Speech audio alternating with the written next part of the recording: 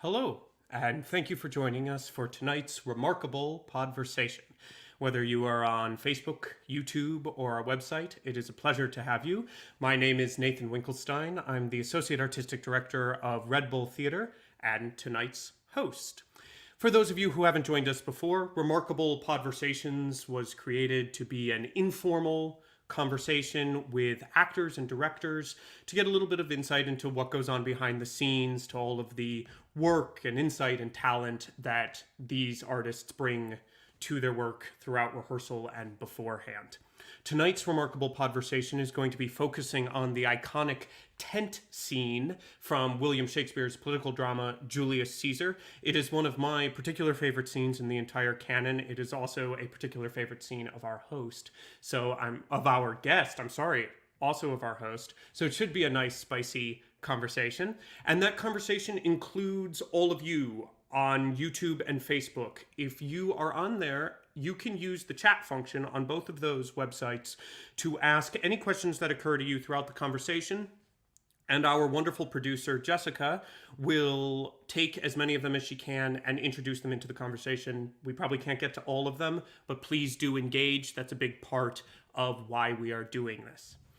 Our guest tonight is the most prolific living Broadway director. He is also one of the most prolific Shakespeare directors in the country. He has worked at every major regional theater. He has been the artistic director of a number of the major theaters. He is a Tony winner, a 7-time Tony nominee. He has done Julius Caesar at the Old Globe as well as on Broadway in 2005, starring Denzel Washington, and most importantly, he is the Red Bull Matador Award winner for classical theater, which I'm sure he values above all else. He is, of course, the great Dan Sullivan. Hi, Dan. Hello. Thank you so much for joining us. Nathan. Oh, it's my pleasure. It's my pleasure. Thank you for joining us today. Good to see you. So for those of you who have been with us before, you know that at this point, usually I will have my guest read whatever piece of text we're working on, normally a monologue, and my guest is, up to this point, usually an actor. We are going to do the same today with this scene. I ask you to be kind. Dan Sullivan is a fully recovered actor. I am a recovering actor. So we are going to enjoy ourselves. So please do bear with us. This is also going to be a slightly longer read than usual because this scene is rather long and quite complex. And for the context of the conversation, it is important that we hear a rather large chunk of it. For some context for this scene occurs between Brutus and Cassius, the two leading conspirators in the assassination of Julius Caesar. Since we last saw them triumphant at the funeral of Caesar, their fortunes have turned, and they are now on the run with their armies, trying to plan a way to face the joint might of Mark Antony and Julius Caesar's nephew Octavius, who are pursuing them. They're also grappling with how their grand plans of a victorious republic could have gone so awry. And in this scene, we see the strain of circumstances, both macro and micro, public and private, pushing a friendship almost to its breaking point. That you have wronged me doth appear in this. You have condemned and noted Lucius Pella for taking bribes here of the Sardians, wherein my letters, praying on his side because I knew the man, were slighted off. You wronged yourself to write in such a case. In such a time as this, it is not meet that every nice offense should bear his comment. Let me tell you, Cassius, you yourself are much condemned to have an itching palm, to sell and mark your offices for gold to undeservers. Aye, an itching paw. You know that you are Brutus that speak this, or by the gods, this speech were else your last. The name of Cassius honors this corruption, and chastisement doth therefore hide his head. Chastisement? Remember March? The Ides of March, remember? Did not great Julius bleed for justice' sake? What villain touched his body that did stab and not for justice? What shall one of us that struck the foremost man of all this world but for supporting robbers? Shall we now contaminate our fingers with base bribes? and sell the mighty space of our large honors for so much trash as may be grasped thus? I had rather be a dog and bay the moon than such a Roman. Oh, Brutus, bay not me. I'll not endure it. You forget yourself. To hedge me in, I am a soldier. I, older in practice, abler than yourself to make conditions. Go to, you are not, Cassius. I am. I say you are not. Urge me no more. I shall forget myself. Have mind upon your health. Tempt me no further. Away, slight man. Is't possible? Hear me, for I will speak. Must I give way and room to your rash choler? Shall I be frighted when a madman stares? Oh, ye gods, must I endure all this? I this. I more. Fret till your proud heart break. Go show your slaves how choleric you are, and make your bondmen tremble. Must I budge? Must I observe you? Must I stand and crouch under your testy humor? By the gods, you shall digest the venom of your spleen, though it do split you. For from this day forth, I'll use you for my mirth, yea, for my laughter, when you are waspish. Is it come to this? You say you are a better soldier? Let it appear so. Make your vaunting true, and it shall please me well. For mine own part, I shall be glad to learn of noble men. You wrong me every way. You wrong me, Brutus. I said an elder soldier, not a better. Did I say better? If you did, I care not. When Caesar lived, he durst not thus have moved me. Peace, peace. You durst not so have tempted him. I durst not. No. What, durst not tempt him? For your life you durst not. Do not presume too much upon my love. I may do that I shall be sorry for. You have done that you should be sorry for. There is no terror, Cassius, in your threats, for I am armed so strong in honesty that they pass by me as the idle wind which I respect not.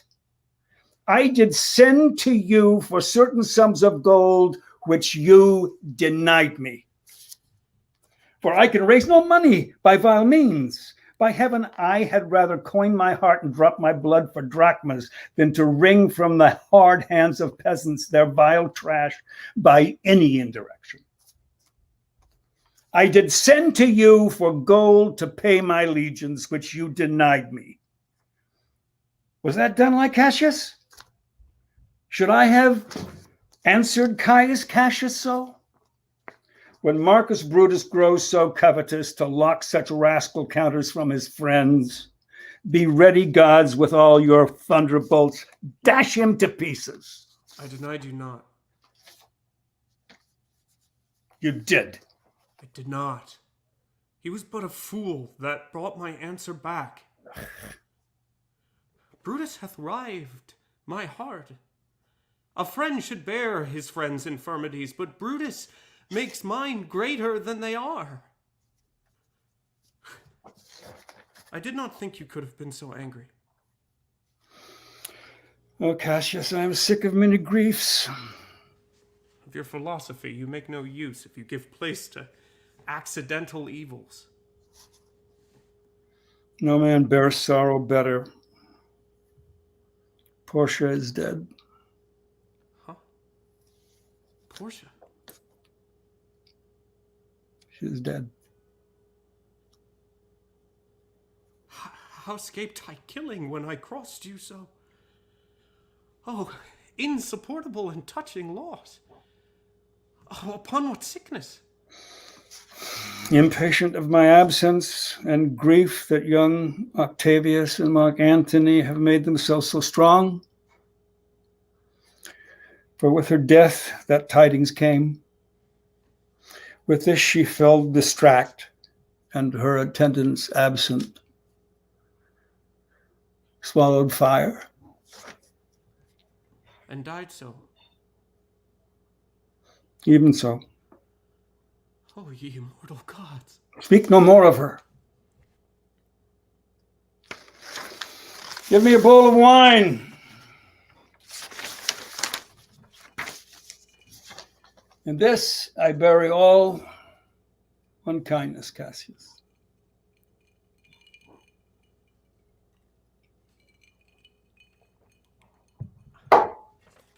That was fun. Did Yeah. it bring back positive or It's negative great to be memories? able to yell at you, Nathan. I get that from my wife all the time. That is such a pleasure. That's not true. That's Yeah. not true. Thank you so much. That was. I'm not sure how much fun it was for the audience. It was a blast for me. It was great fun. So I adore this scene, and I can't wait to dig into it. But I do think I want to take advantage of the fact that I have my first director on this conversation to zoom out a little bit and maybe just chat a little bit about, as a director, what happens when you are hired or decide to do a Shakespeare play. So some great theater that you love has asked you to do Julius Caesar. You're excited about it. You say yes. Could you walk us through, summarize through what your process is? What happens then? Well, I think for Shakespeare, the process is certainly different than it is for any contemporary play. Just in terms of the preparatory work, I read the play 6 or 7 times before I ever start to either gloss it or scan it. And if those two terms aren't familiar, they probably are. But in terms of gloss is glossary, basically. And it's to go through line by line and ferret out the meaning of each line, the various interpretations of each line. And then basically to scan it. And by the way, all of that is in the margins of the text as I go through it. And then you basically mark out the scansion from which we get scan. And that is determining the poetic rhythm of each line. Because within that rhythm, the meaning also exists. Where the stresses go is very important to how you interpret the text. So that's the basics. And, I from that point, if I'm lucky enough to have a dramaturg working on the show, I would then do a first cutting of the text, take that to the dramaturg, and the dramaturg and I would then argue it out. And things go back in, other things get cut. I've worked a lot at Public with James Shapiro, and some of the first discussions Jim likes to have is like, how many lines and how long is this? And that will guide a lot. He'll continue to count it up as you're going, act by act. He'll continue to count it up. Very often, at the end of a session with him, he'll say, "Well, we still have another 20 minutes to get out of this." So he's a very practical guy. As well as a brilliant dramaturg. And I depend a lot on him. I'd say maybe 3 or 4 sessions with Jim as we talk about the play. And he begins to understand, how I'm seeing the play. I begin to see how he sees it, and a compromise is arrived at after 4 or 5 sessions. And when you say how you see the play, do you mean in terms of teasing out dominant themes, or yes, what you think the play is saying? Very much, and what you want to leave an audience with ultimately,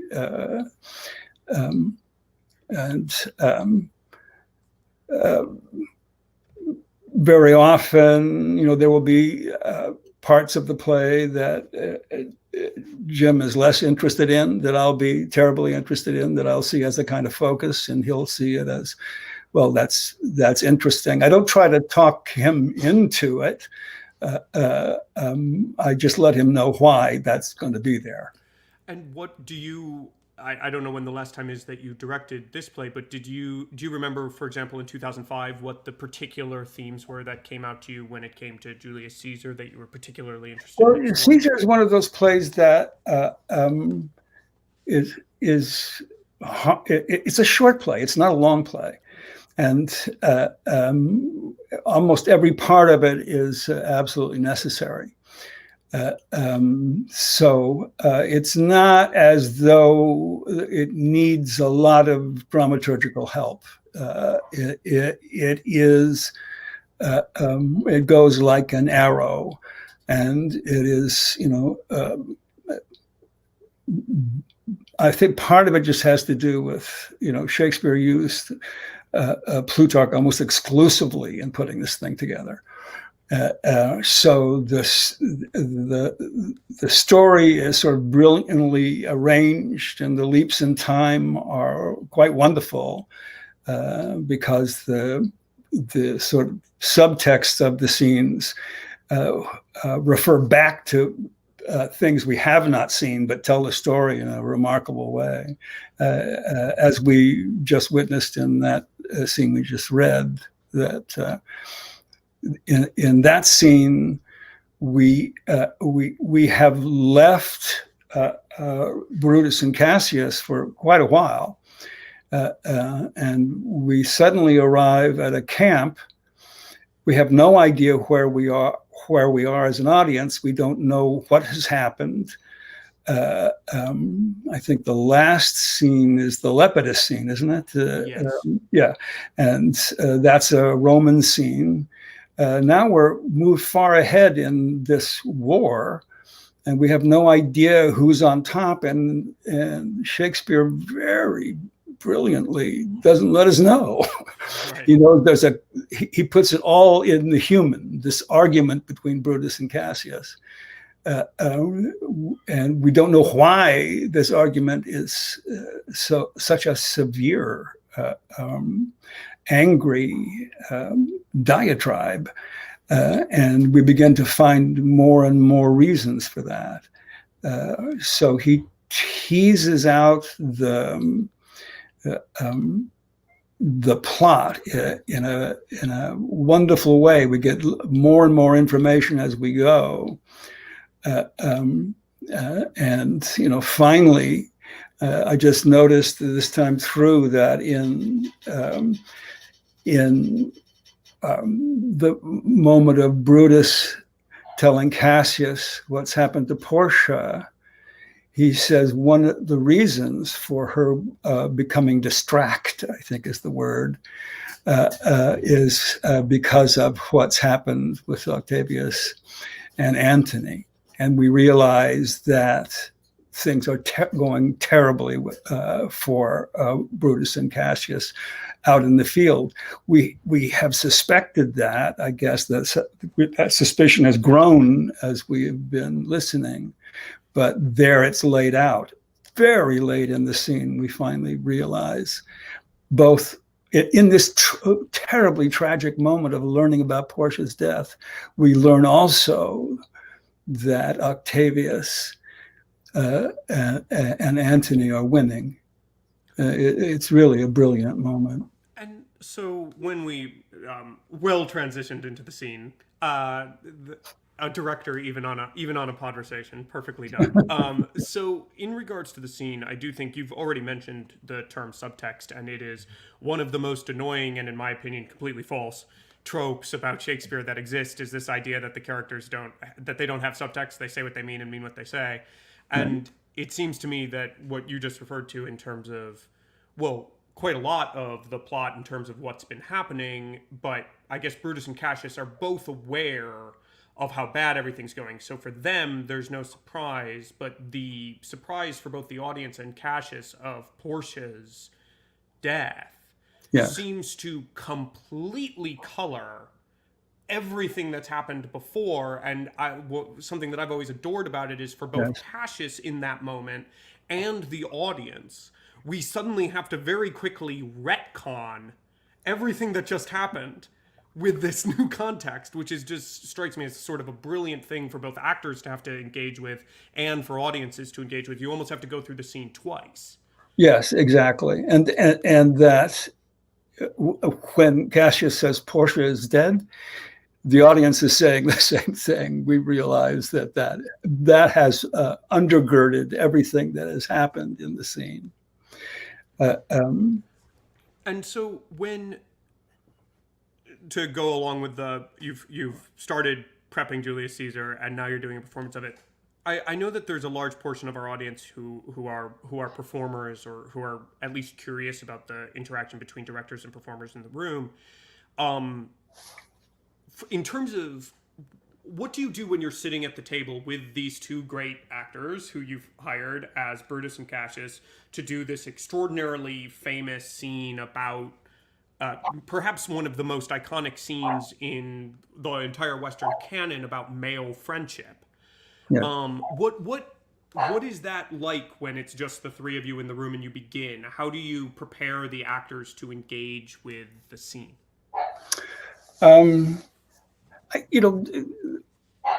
I think with this particular scene, I have found there's very little guidance one needs to give. It is such a rich scene. And to me, the revelations as they go are so clear that you don't have to prepare it much in terms of how you deal with actors in this scene. One of I think the things that you have to discuss really are more about Brutus's, and here again, you have to look at what the characters know when the scene begins that we don't know. But when Brutus accuses Cassius of, basically stealing money from peasants, he also says, I can't do that. I would never do that. However, he would take the money from Cassius. Right. I think that's extremely important. And the questions I would have for the actors is, to the actor playing Brutus would be, when you say this, do you know what it sounds like? That is, right. Are you saying basically, I can't do this bad thing, but I'll take the money from this bad thing? Do you understand the irony in that as you say it? And does understanding the irony then affect the scene? That is, does he hear himself say it? Right, and kind of an honorable man forced to keep the veneer of honor while being dishonorable. Exactly. And I do think this question from Sarah on Facebook is jumping the conversation a little bit, but I do think it's very important. And for everyone who can see that on the screen right now, Sarah's asking, why do you believe Brutus allows Messala to tell him a second time his wife is dead? This happens right after this scene. And Brutus, at the end of the scene, as you heard, admits to Cassius that Portia has died and then blatantly pretends he does not know to the rest of his generals, and is in fact informed of it again and is somewhat dismissive of the news. Do you have I know I have an opinion about this, but Dan, do you have an opinion about why he does that? Yeah, I think that probably when he's speaking to Cassius about it, he didn't expect to be saying this, but he realizes this has undergirded the entire argument, and he breaks through his stoicism the way he's supposed to deal with tragedy, and it's an emotional moment, I think. Then with Messala, I wouldn't say he's recovered, because it's probably even more than that. I think he's covering. he is showing his stoic side, which he expects all his men to understand and admire. Yeah, thank So you. that's, I mean, there are various theories about that. There's one theory that he wrote the scene with Masala and then went back and wrote a scene with Cassius where he is clearly emotional,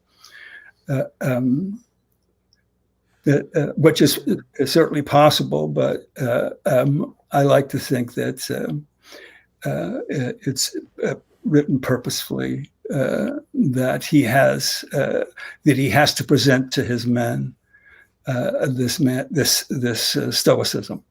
And I do think, I mean, I completely agree, because it also, I have to admit, Dan, it's fun to me to kind of take on the actor role in these conversations, because I'm often sort of flipped to the other side. But as from an acting perspective, the just sort of tragic nature of the fact that this is how this man feels he must deal with his grief, and the fact that Shakespeare writes this thing that allows us to see inside it, and then see like the lengths he goes to set up this stoicism. The really like deceiving his other generals into thinking he doesn't know so that he can appear stoic when he hears the news is just, to me, this whole scene is so interesting to me about male emotions and how they interact with one another, and how tragic that is in Brutus, that he has to go to those lengths to hide what I think today we would consider to be completely justified grief. You're allowed to grieve for your wife. Sure, absolutely. And he hides it, which is, and to some extent shows a great trust in Cassius that he acknowledges it to Cassius. Exactly. And the actor finally has to decide what grief he's gone through, if he's gone through it, upon having gotten the news to begin with. I think that's important. And also just how much does Brutus, at the very beginning, how much trouble does he think he is in militarily? That this argument between these two men is not the point, finally. The fact that people, because of money, soldiers are abandoning this cause in droves at this point.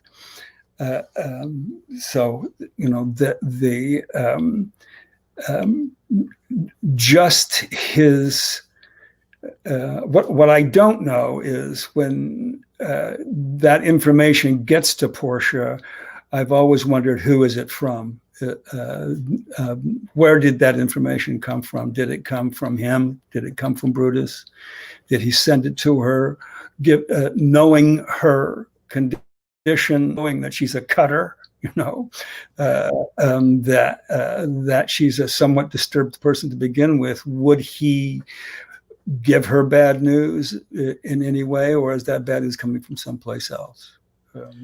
And are these questions, you've asked a number of questions now about, and I've noted it's just interesting that it's how you go about it, are these questions that you, as the director in the room, have an answer to, or are these questions that, to some extent, the actor gets to, as long as it doesn't break the text, obviously, the actor gets to decide for what is most motivational for him?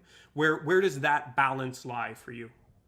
Well, whatever makes the scene work, finally. But yeah, I mean, I like to throw out the questions, and whatever, if the answer enriches the scene, I genuinely don't have the answer to a lot of these questions. And I enjoy empowering the actor to find those answers. And, the argument goes on. And to me, the argument is the reason I do it.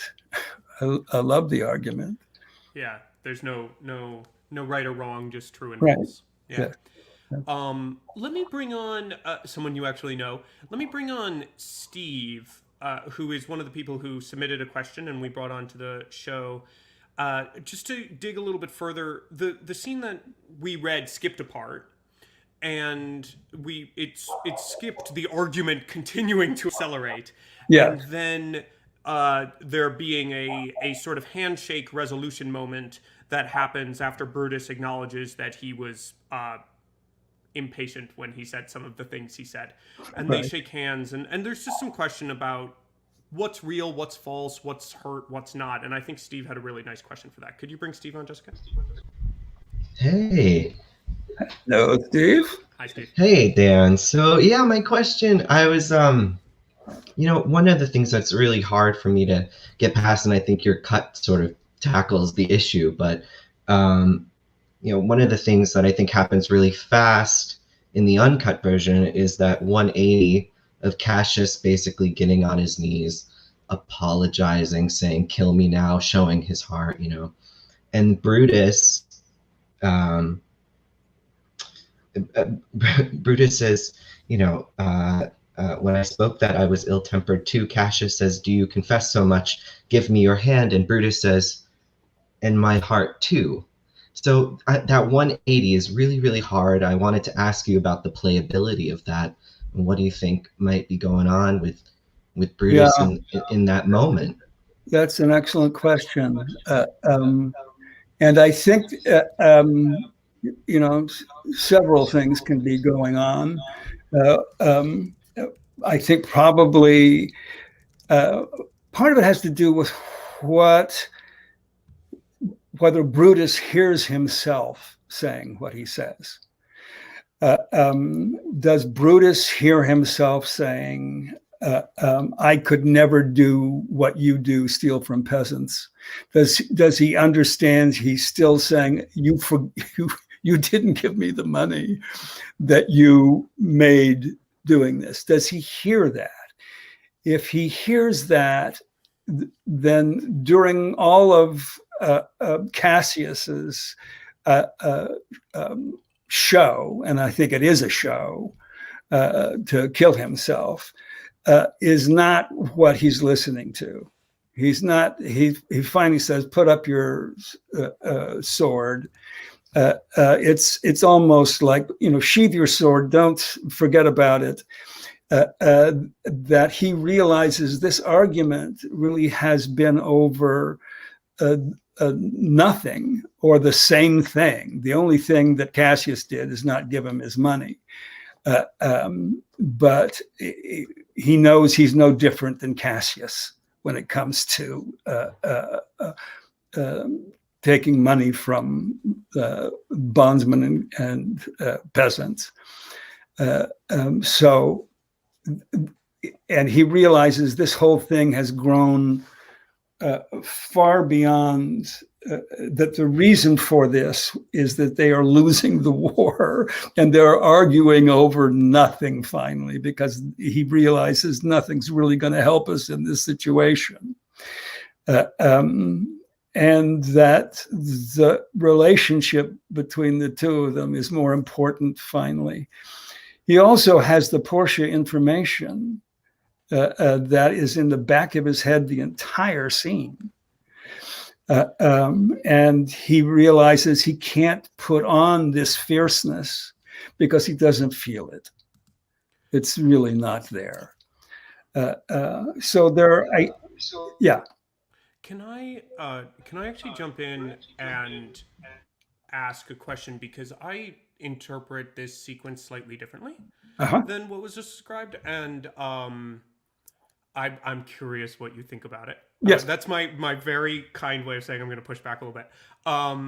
So to me, whenever I read this scene or direct this scene, other than basically the first moment when Cassius comes in saying, "This letter, you did this bad thing to me," right? Despite Brutus's veneer of reasonableness, Brutus is the aggressor in the scene. Brutus is the bad dude in this scene. Cassius seems to spend the vast majority of this scene going, where is this coming from? What has happened? And Cassius, I don't think he knows it, but he's brought a letter to a "my wife is dead" fight. And he's not like, and he seems somewhat stunned by the vitriol that's being spat at him by Brutus, even though Brutus, I think, is putting on kind of a veneer of calmness, knowing that Cassius is a hothead. And I've always heard this "sheath your dagger" speech after this show from Cassius. "Sheath your dagger, be angry when you will, it shall have scope, do what you will, dishonor shall be humor. O Cassius, you are yoked with a lamb that carries anger as flint bears fire, who much enforced shows a hasty spark, and straight is cold again," is not nice. In some ways, it's the meanest thing he says. He says, stop being an over-dramatic fool. I'll just ignore how angry you get all the time. Don't worry about it. It's fine. It's incredibly patronizing. And Cassius reads it with, "Hath Cassius lived to be but mirth and laughter to his Brutus, when grief and blood ill-tempered vexeth him?" And Brutus, to me, clocks from that moment that he has gone too far. He is hurting his friend.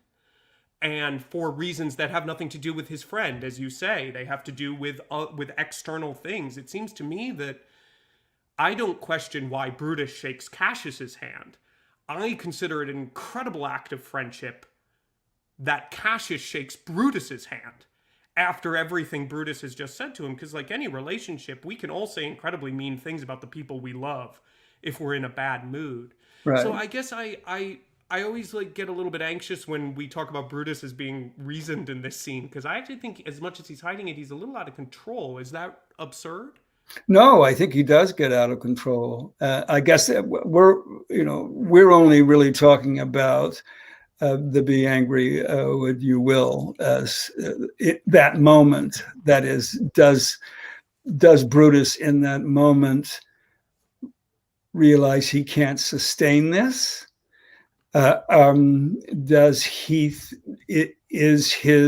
he basically blown his stoicism entirely in this scene? It's a demonstration of exactly what a Stoic is not supposed to do. Or is he understanding his own culpability, that in fact he is, but the very basis of this argument is about money. And the source of the money is exactly the same thing. Does he ever hear that? I guess that would be the thing that I would ask an actor to explore. Does he hear the absurdity of simply saying, I wouldn't do it, but I wouldn't do what you're doing to get the money, but I would take the money. The money is the issue. And does he, it's possible that he doesn't see it that way, just suddenly sees it as small and he's in some way with Portia in that moment. And I don't mean just her death, but her despair. About how things are going. She became distracted. She went nuts when she realized that this whole thing was going to fail. That's what tipped her over the edge. Right. I guess I've never made the connection between, of course, money is very important for whether it fails or succeeds. Is that they're all actually tied into one. That's what it's all about. If they can't keep an army together, they can't win. Steve, thank you so much. Thanks, Steve. Thank you. I actually think, just to go chronologically through all the parts of the scene we didn't bother reading, I'd actually like to bring Morgan on, who actually has a question about the thing that happens right after this, which is sort of this odd little thing Shakespeare writes in. I think it's at least worth noting. There we are. Hello. Hi. Hello. Thanks so much for having me. This is great. Thank you for joining us. Go ahead with your question. Yeah, so right after Brutus and Cassius have reconciled, a poet barges into the tent and says, stop fighting, the two of you, because I'm much older than you, and I don't think it's very wise of you to fight. And Cassius sort of laughs, and Brutus says, chucks the poet out of the tent, and Cassius says, calm down, and Brutus says, no, really, out of the tent. And then we're back into the scene. Right. And I was just wondering, how do you approach the poet, and why do you think Shakespeare chose to include this detail, which is from Plutarch?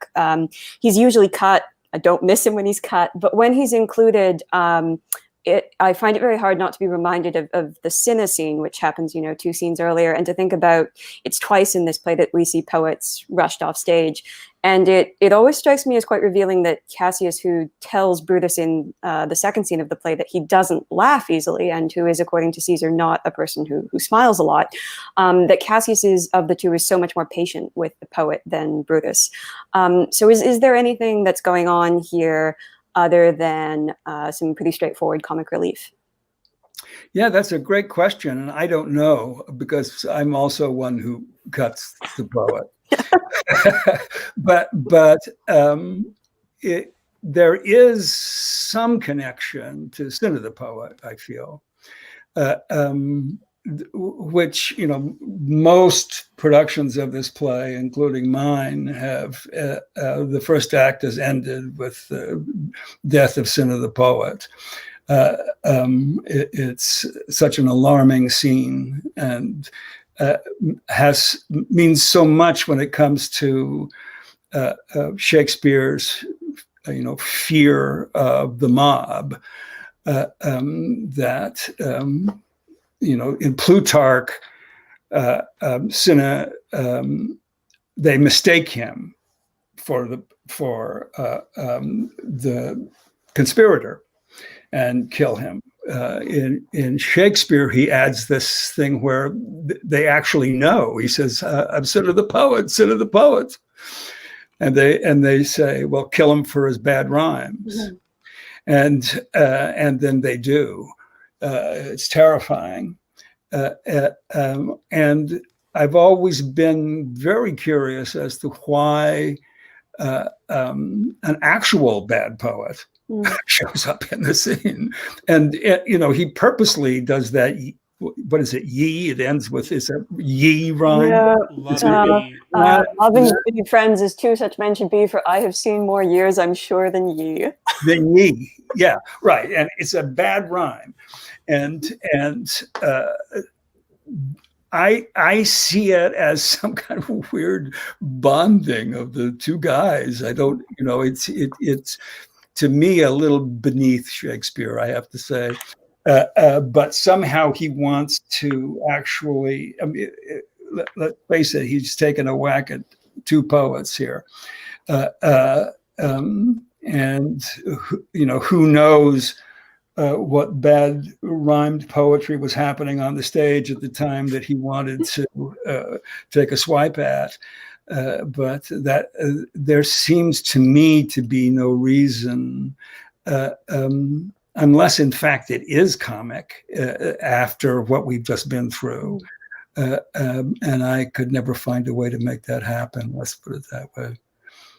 Is there anything to the fact that this is going along with the mindset that Brutus, let's say, puts great stock into being perceived as a Stoic? I've always found it striking in this scene that we've just seen him be legitimately angry at someone for whom he has cause, and yet retain this veneer of control. And then against this underling poet who shows up, he just physically attacks him. He just rage. I mean, I've always found it a little bit interesting that this is the only time we see Brutus get physically angry. Mm-hmm. And that I just have always thought that maybe it gives Cassius a little bit of an eye into there's something else going on, and Brutus a little bit more of a moment to get his stuff out and then to realize that he really isn't in the control he thought he was. That's the one reason I've seen that it could function in the scene, is just an excuse. It's certainly possible. It's also, a lot of it would have to do with what, certainly as a director, you would think of Brutus.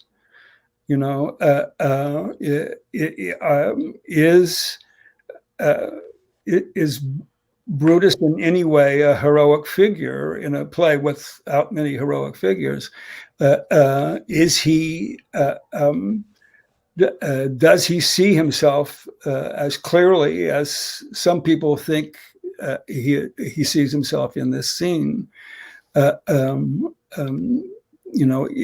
Certainly for me, I think towards Cassius, he becomes quite violent. I don't mean physically, but he goes way beyond his stoicism in the scene. In my head, it was Shakespeare's problem. he was trying to create some dramatic and comic relief in this moment, to me anyway, which is the reason that I jettisoned it. Cool. Thank you, Morgan. Thank you so much. Yeah. Thank you. I'm actually afraid to knock out all three at once, but given that we just spoke about comic relief, it actually makes sense to roll right into the third question of the person that we had come on, which is David Hausman, a great friend of Red Bull Theater. David, if you could come on and ask yours. And I know a big fan of this scene. Dan, good to see you. Good to see you. So much for doing this. Oh, we're losing something. Jessica, could you mute David real quick for just a second? And David, you have, I believe, you probably have it on two different devices. That's often what causes that reverb. Let's try it one more time, Jessica. Otherwise, I'll ask David's question for him. How about now? Nailed it. Sounds good. So thank you for doing this. It's great. It's good to see you again. Bringing up the comedy, I have done this scene several times and always been surprised to get laughs. Laughs, yeah, especially a line like, "You wrong me, Brutus, you wrong me every way. I said an elder soldier, not a better. Did I say better?" Did I say better? Yes. Every time I do that line, I get a laugh. And they towards the end, they seem to be like an old married couple. There's a domesticity to their bickering and the backbiting that goes on. How much of that is legitimate? Is it okay? Is it distracting from? No, I think it's very legitimate to see how Cassius is trying to work it, and he knows he said better, which I think is wonderfully funny and very, very true in an argument. Okay. I think what is most important is that it does have to have the feeling of a first time violence in the argument. It needs that the surprise that Cassius has is real, that Brutus could be this impactful. He thinks he's going to nail it by coming riding into, with his men and jumping off his horse and he starts yelling in front of them. Right. And Brutus says, "Come on in, let's talk about this reasonably." And then the opposite of reasonable happens. Yeah. So he's in some way off his game from the very beginning. Once he doesn't have his audience and is brought into that tent, he's at a great disadvantage. But he thinks he can talk to the Stoic side of Brutus, and does not find him there. Can I ask? I know that David, in writing the question, wrote about the question of playing the comedy versus, and I just want to, just because I think it might be an important conversation overall, is this a comedy that you think, like the audience laughing at this scene, is that something that the actor and their craft should be engaging with, or is this more one of those moments where the audience is laughing at the reality of a dramatic moment that they recognize? Where do you? This is always such a tricky balance when it comes to comedy. It is a tricky balance, and it's always one that I think a lot of directors have to deal with it, because there's that wonderful moment when the actor doesn't know it's funny, and then the laughter occurs. And I always have right away in the back of my mind, I think, oh, okay, now they know it's funny. Now I'm in trouble. So finally not hearing and not playing to the laugh. The reason the laugh happens is because it was so true and so recognizable as human behavior. If one ever pushes it, then I think that's the mistake. And I think any director has to guard against that happening, because there's nothing more beautiful than an actor not knowing it's funny. Right. As a director, I just love to see it. Yeah. Thank you. And that's so hard. Speaking as an actor and a director, it's hard to convince actors to do it, and it's hard as an actor to not know it's funny. Yes, right. To laugh. Yes, right. Exactly. Thank you, David. Thank you for jumping in. Thank you, David. Good to see you. I'm here. So I think because we're getting near the end of our time, and so with this scene and with the I think we've talked a little bit about the playability of it and about how it kind of flows itself and where the beats fall. What do you think is the most? I'm trying to think of how to put it. Well, it's the same thing that you talked about for the entire play, right? Is that there are some themes that, like, for you really stick out when you read a Shakespeare play and that you want to emphasize. What do you think this scene is truly, if you had to take the scene in isolation, what is this scene about? What do we want to leave the audience with this scene?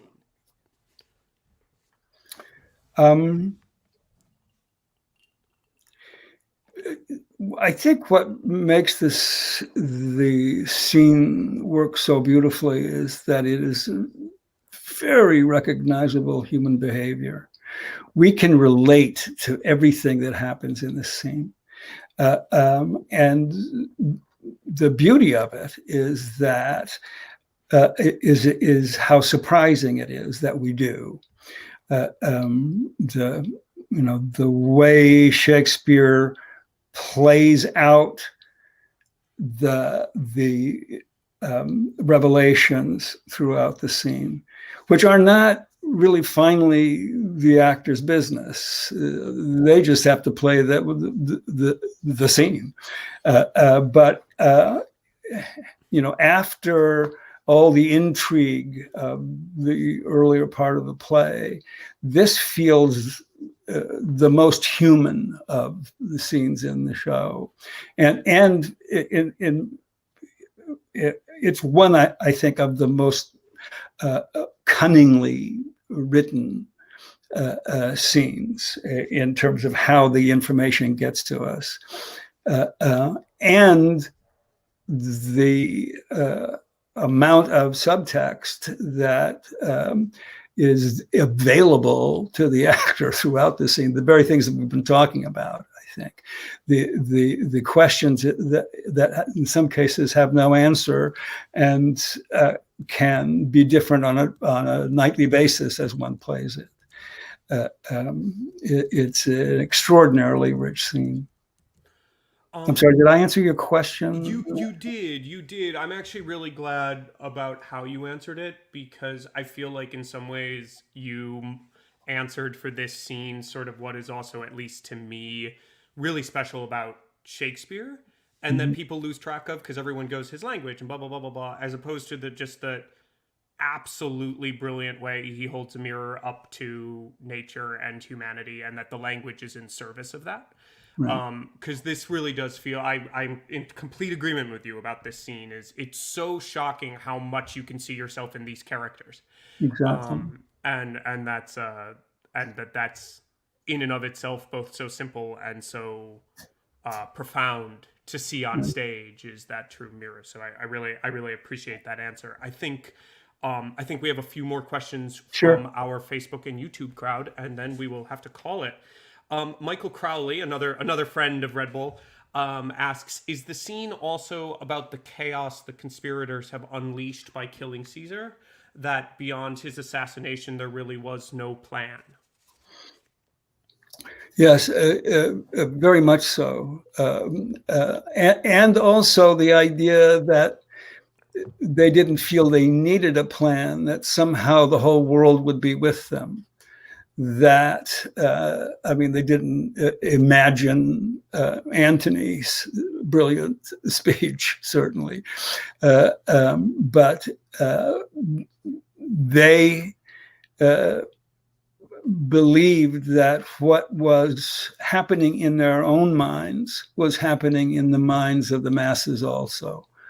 I mean, it's an interesting time to look at this play, isn't it? You know, when I mean, I don't want to get political, but let's face it, you know, we think that, 42% of this country voted for Trump.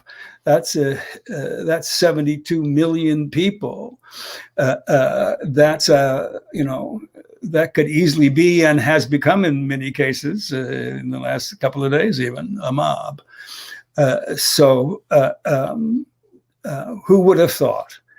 And I think that's, you know, the huge jump from what we see with this, Octavius and Antony and Lepidus in the scene where they're choosing who's going to live and who's going to die.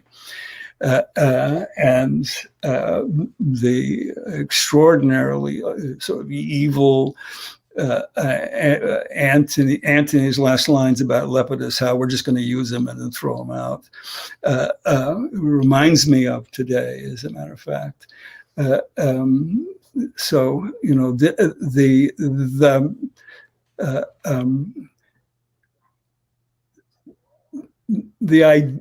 idea that they presupposed that the world would go their way was their greatest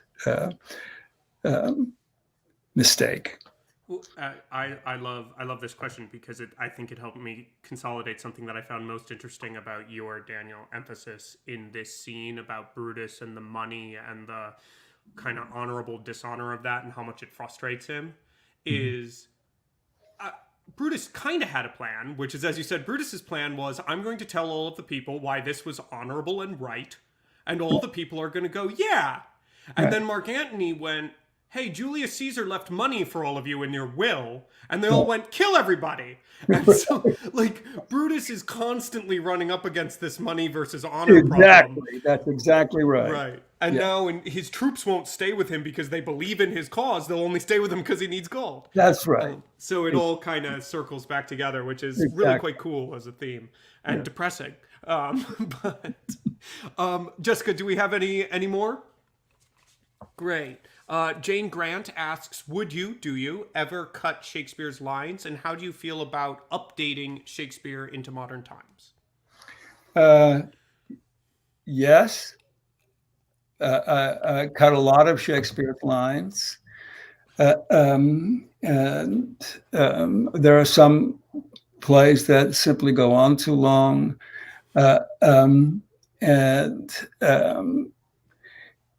And as opposed to updating Shakespeare, I do it all the time. I obviously don't update the words. The words are there. But yes, I have taken Shakespeare into modern times and beyond. I have not done that with any of the history plays that are not necessarily in imaginative spaces, but I have done it with other plays, updating him sometimes into periods that seem convivial. And for instance, in the Coriolanus, I did in the Park, and in the Julius Caesar, it took it later into the 21st century. And it's an imaginative act, but I try to find, correlations with modern times every now and then. Yeah, it feels like Ben Jonson gave us permission, right, with the whole, he's not a playwright for our time, but for all time. Yes, right. If we can't find modern correlations, why the heck are we doing the guy? Right, exactly. Yeah. Well, Dan, unfortunately, I could do this all day, but I'm not allowed to. So, so I think that I'm going to have to call it there because it is all of the time we have. Thank you again for joining me for this. This was such a wonderful conversation. Happy to be here. Thank you for asking me. Yes, and and hopefully we'll have you again soon and enjoy forced rest and relaxation during this time. Okay. Thanks, Dan. Bye. For everybody else, thank you so much for joining for tonight's conversation. If you enjoyed this, there will be more Podversations throughout the new year. Also, please tune in next Monday for our online reading of Beaumont and Fletcher's King and No King, directed by Jose Zayas and featuring Chukwudi Awuji, who has been on one of these Podversations with me, Kara Ricketts, Robert Cuccioli, and more. And finally, all of our 2020 programs, and in fact 2021 programs, are all free, but this is only possible through the support of people like you. Please do make a tax-deductible donation in this season of giving to support Red Bull Theater and invest in the vitality of classical theater for a contemporary audience. We're committed to continuing connection during this historic time, and your support helps to make that possible. Once more, thank you all. This has been Red Bull Theater's Remarkable Podversations. I'm your host, Nathan Winkelstein. We end, fittingly, with Octavius. So call the field to rest, and let's away to part the glories of this happy day. Good night, and happy holidays.